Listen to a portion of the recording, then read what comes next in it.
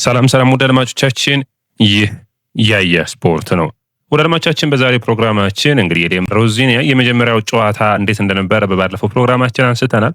5 ነገሮችን እንወስዳለን። የነገው የአርሰናሉ ጨዋታ ላይ ደግሞ ቅድመ ጨዋታ በሚቀጥሉት ፕሮግራሞቻችን እንሰራለን። ነገር ግን ሊየም እንግዲህ ጋዜጣዊ መግለጫን ሰጥቷል። በዛም የምናነሳ ይሆናል። ፓኬታ ላይ ቸልሲ ፍላጎት አለው። እነዚህን 3 ነጥቦች በዚህ ፕሮግራማችን እናነሳለን። ወደ አድማጮቻችን የስፖርትን ላይክ፣ ሼር፣ ኮሜንት፣ ሰብስክራይብ ማድረጋችሁን አትርሱ። እንግዲህ ሊየም የመጀመሪያ ጨዋታውን አሰልጥኗል። የተለዩ ሁኔታዎችን አይተናል። ነገር ግን እግር ኳስ አንዳንዴ ደግሞ በአንዳንድ ነገሮች በሃይፕ ወይም ደግሞ በከፍተኛ ሁኔታ ልናወድሰው አንችልም። ምክንያቱም ምንድን ነው እግር ኳስ 10፣ 12፣ 13 ጨዋታዎችን አንዳንዴ ማየት ይጠበቅብናል። ቅርጹን ለመረዳት ተቃራኒ ቡድኖች የሱን አጨዋወት ስታይል አጥንተው እንዴት የሱን አጨዋወት ስታይል ማርከስ እንደሚችሉና ከዛ ያንን ደግሞ መንገድ እንዴት መልሶ መወጣት እንደሚችል እንግዲህ በጋዜጣ መግለጫ ተናግረዋል። እኔ ብዙ ነገሮች አሉኝ ገና ማውጣት የምችላቸው በታክቲክ ረገድ ብሎ በታክቲክ ረገድ የተለየ ልቀት ይኖረዋል። ከዛ ውጭ ኤንዞ ማሬስካ የሰጡት ቡድን ደካማ ቡድን ነው ብላችሁ ትንሽ መነሳት የሚጠበቅበት አይመስለኝም። በእኔ እይታ ፖቼቲኖ ከኤንዞ ማሬስካ ከሰጣቸው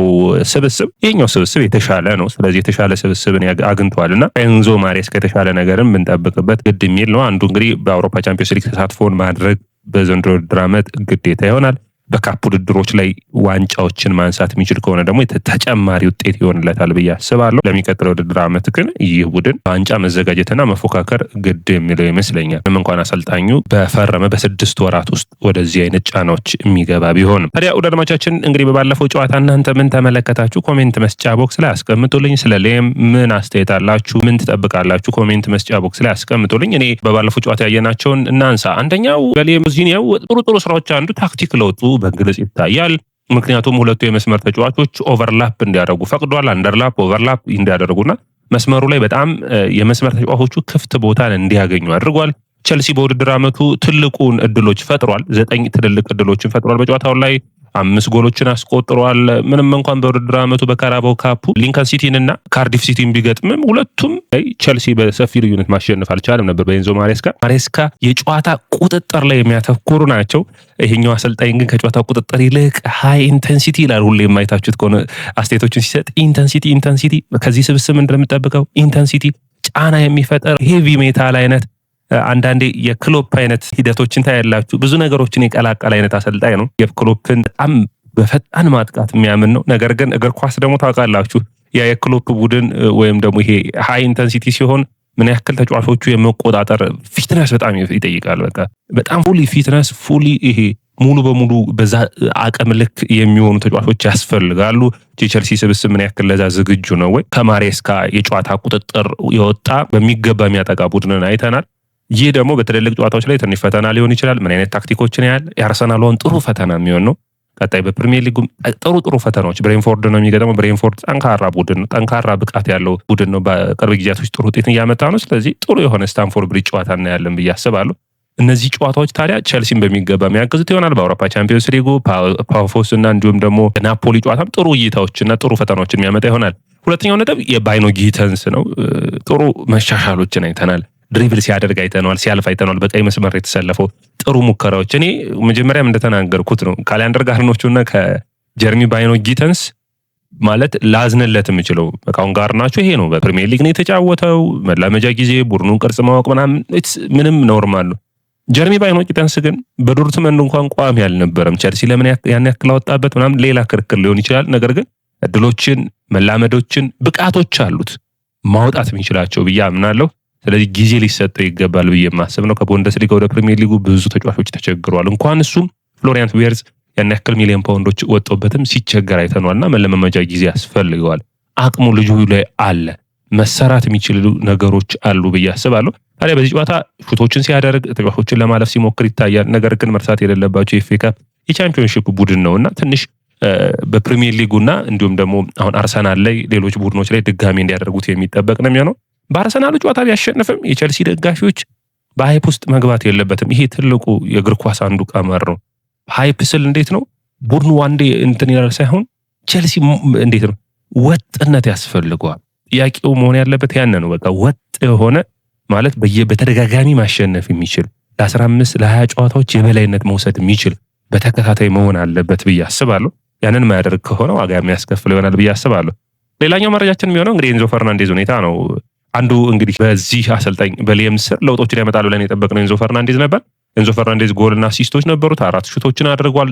ኳሱን በፍጥነት መላክ ስለሚችል ቡድኑ በሙሉ ሩጫ ላይ ስላለ ኤንዞ በጣም ተመችቶት ተጫዋቾችን ሲያገኝ ይታያል። አሁን ኤንዞ የማይፈልገው አሁን በእኔ እይታም ያየሁት በጣም የፖሴሽን ተጫዋች አይደለም። የፖሴሽን ኔሰንስ ኳሱ ሪሰርኩሌት ሲያደርግ ፕረስ ተደርጎ ኳሶችን የሚቀማ ነው። በልሶ ማጥቃት ውስጥ ግን ፓልመርም ኤንዞ ፈርናንዴዝን በጣም የምጠቀምላቸው ከፍተኛ ይሆናል ብዬ አስባለሁ። 5 ቁልፍ ኳሶችን ሰጥቷል።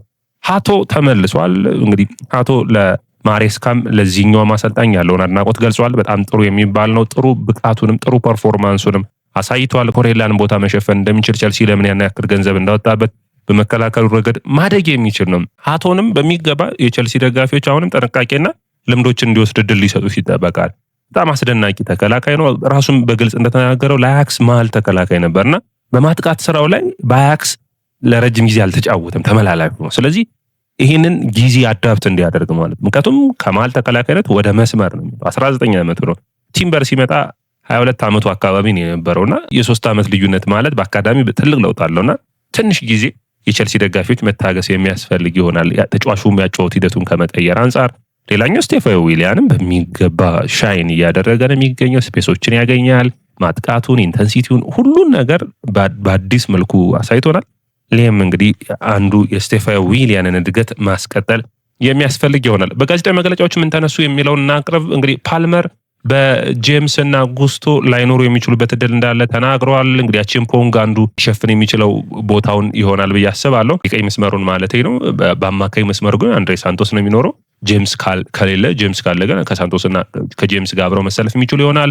የቸልሲ ደጋፊዎች እንግዲህ ትዕግስት እንዲኖራቸው እንዲሁም ጨዋታው በእያንዳንዱ ሁኔታ ውስጥ ውጤትን ለማምጣት የተለያዩ አይነት ታክቲኮች እንዳሉትና በሚገባ እየሰራ እንዳለ ሌም ሮዜኔ ተናግሯል። እንግዲህ ጥሩ የለንደን ደርቢ እንደሚኖር ጨዋታው ይጠበቃል። ከባለፈው ጨዋታ ቀደም ብለን ነው ከቻርልተኑ ጨዋታ በፊት ነው ስለዚህ ጨዋታ እየተዘጋጀን እንደነበርም አስተያየቱን ሰጥቷል። አዲሱ አሰልጣኝ ጋር ደግሞ ወደፊት ነው። እግር ኳስ አሰልጣኝ ስትለውጥ አንዳንዴ ውጤታማ ትሆናለህ፣ ፎልስ ፖዚቲቭ አይነት ውጤት ይመጣልና ከዛ በቀጣይነት ይመጣሉ። ይሄን ደግሞ ከቸልሲ ደጋፊ በላይ የሚያውቀው የለም።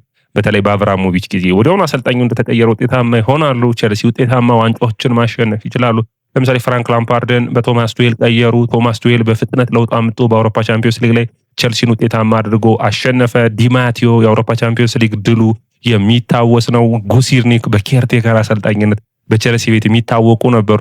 እንደዚህ አይነት ውጤቶች ይመጣሉና በእንደዚህ አይነት ሁኔታም ዋንጫ የሚያገኝ ከሆነ ቸልሲ አዲስ ድሉን የሚያሰጥ ይሆናል። ነገር ግን ዘመናዊ እግር ኳስ ደግሞ ያኔ በጣም እግር ኳሱ በጣም የተጠጋጋ አልነበርም። አሁን በቸልሲና በአርሰናል በማንቸስተር ሲቲ በፕሪሚየር ሊጉ መካከል ያለው ልዩነት ስታየው ልዩነቱ ሰፊ ሆኖ በግልጽ ይታያል ብዬ አስባለሁ። ማለት ቸልሲ ለቶፕ 4 እንጂ ለዋንጫ የሚፎካከር ቡድን አይደለም። የአውሮፓ ቻምፒዮንስ ሊግ ግን የራሱን እድል ይዞ ይመጣል። ተጋጣሚዎችን እያሸነፍ እድሎችን መጠበቅ ነው። ዋንጫዎችን ውጤታማነት ልታመጣ የምትችልበት እድል ይኖራል። ምክንያቱም ሪያል ማድሪድ ዣቪ አሎንሶን አሰናብቷል። አሰልጣኞች በጥር እንግዲህ የተሰናበቱ ይገኛሉ። ስለዚህ የሆነ ቡድንን አግኝተው ውጤታማ የመሆን እድል ሰፊ ይሆናል። ስለዚህ ያንን መቀጠል የሚያስፈልግ ነው የሚሆነው። ሌላኛው እንግዲህ ፓኬታን የሚመለከት ነው። ወደ ደማቻችን ፓኬታን በሚመለከት ሀሳቦች እየተነሱ ይገኛሉ። ታዲያ መረጃዎችን አይታችሁ ከሆናችሁ 30 ሚሊዮን ዩሮ ፍላሚንጎች አቅርበው ይህንን ተጫዋች ወደ ብራዚል ለመመለስ ጥረትን እያደረጉ ይገኛሉ። የ28 ዓመቱ አማካኝን ለመውሰድ ጥረቶቹ እንግዲህ ውጤታማ ሊሆኑ ከተጫዋቹ መስማማት ችሎ ነበር። ነገር ግን ከብራዚል የሚወጡ መረጃዎች በተለይ ሬኔ ሞዌራ የሚባል ጋዜጠኛ ቸልሲ ይህ ተጫዋች ላይ ፍላጎት አለው፣ 40 ሚሊዮን ዩሮ ፍላሚንጎች በድጋሚ ወደ ዌስትሃም ለማቅረብ ይፈልጋሉ። ዌስትሃም ተጫዋቹን መልቀቅ አይፈልጉም። ምክንያቱም ደግሞ በእንግሊዝ ፕሪሚየር ሊግ መቆየት ፍላጎት አላቸው። የ28 ዓመት ተጫዋች በ2027 ኮንትራቱ ይጠናቀቃል። 18 ወራት ኮንትራቱ ላይ የሚቀረው ይሆናል። ፓኬታን እንግዲህ ቸልሲ ማምጣት የሚችል ከሆነ በተለይ አስፈላጊ የሆነው አንደኛ ለፓልመር ሽፋኖችን መስጠት የሚችል ነው የሚሆነው።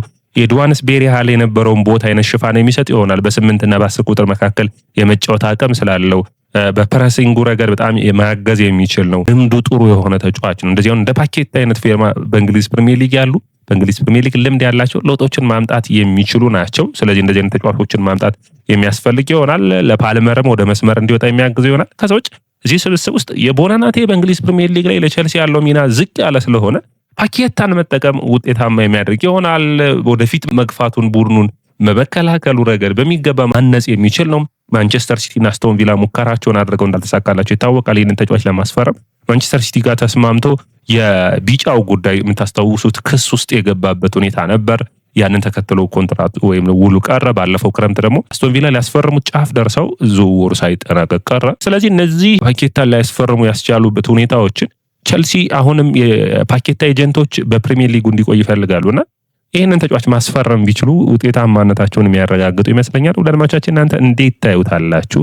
እዚህ ላይ ያላችሁን አስተያየት አስቀምጡልኝ። የፓኬታ ዝውውር በኔ በጣም ጥሩ የሚባል ልምዱ፣ እድሜው እንደዚህ አይነት የቸልሲ ስብስብ ውስጥ መምራት የሚችል ነው። ትንሽ ደግሞ ግን የባህሪና አንዳንድ ሁኔታዎች ችግር እንዳሉ ግን ይታያል።